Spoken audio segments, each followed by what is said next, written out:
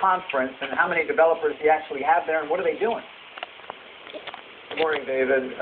This is our third open development conference that we've had since 2007. The first two focused on devices, bringing mostly machine-to-machine devices to our network.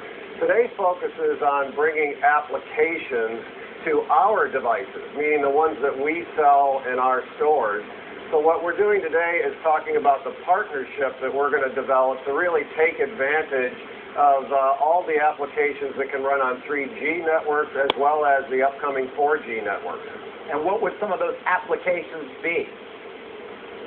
Well, if you look on the internet today, there's about 65,000 applications that you can download to various handsets. Everything I see coming forward of mobile commerce, of security, of healthcare. It's a very wide gambit. You know, David, I was at the Java One Conf run on a cell phone. I never thought a cell phone could do that. And he said the beauty of the 6.5 million developers is they don't know it can't. And I think that's the exciting part, is we don't know what's going to be on the cell phone a year from now. Right. I mean, at some point, shouldn't we stop calling them phones entirely and something else? Because clearly, having a conversation on them is going to be the least of the things that people are doing now and certainly in the future. Yeah, well, you're absolutely right. I mean, the processing power of these cell phones is startling. And if you look at how networks have progressed over the last 10 years, we went from 56 kilobits of throughput. Today, it's about a megabit. The 4G network that we will launch next year on LTE will have between 8 and 12 megabits of throughput. So just for your listeners, a high-definition, full-action movie takes about 10 megabits. So we're well above that. Think of all the applications that can reside on a mobile device. So are we going to be able to have that day not too far where we actually have full-motion video in real time available to your users? Yeah, absolutely. We're trialing our network in Seattle and Boston this year.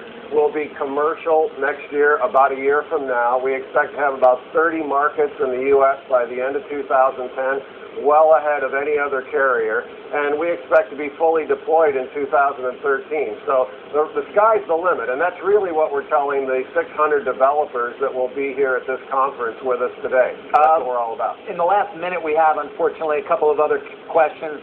Verizon, of course, reporting earnings yesterday. Some investors wondering if you can tell us anything about your expectations for second half margins for Verizon Wireless. Well, we've given out very steady guidance over the last several years here, David. We have always been a growth company with strong margins. And as you know, we reported just over 46% margins and 1.1 million subscribers. We've got a strong portfolio of devices for the rest of the year. Right. Certainly the economy doesn't help us, but we think we're in a strong position to continue to be a both kind of company. To the extent that market share becomes ever more important in this battle between Verizon with the largest single subscriber base and AT&T, I'm holding here your latest BlackBerry that you're offering, but what about the iPhone? People wonder whether I have one here. Can this compete with the iPhone that AT&T provides, and will you sign up your own deal with Apple in the not too distant future to provide an iPhone to your subscribers? Well, I think just to mention the tour, it is clearly the best BlackBerry, and as we like to say, the best BlackBerry running on the best network is the best option for customers. But to get to your question around Apple, we have a great relationship with them. There's a lot of discussion in the media about how we don't get along. That's not true. I think you look for opportunities where your business interests align.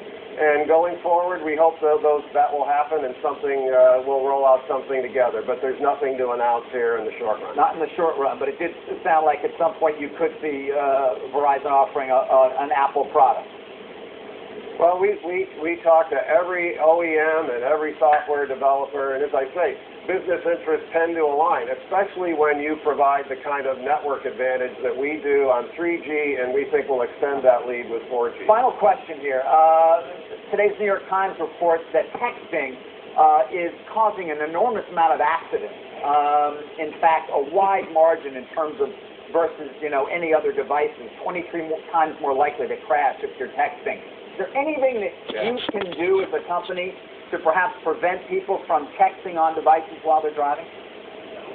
Well, David, that's something that I think we've been at the forefront of from the very beginning. If you go all the way back to when wireless devices were voice only, we had multiple campaigns about safe driving initiatives. Verizon Wireless and CTIA have been at the forefront working with the states to craft legislation. We're very supportive of what the states think they need to do to encourage safe driving. And in fact, we educate our customers on our website and our point of sale. Number one is to be safe while you drive. All right. Well, we'll leave it there, Mr. McAdams. Thanks for joining us. Good luck at your conference. Thank you, David. Mark, back to you. Thank you, David. Coming up.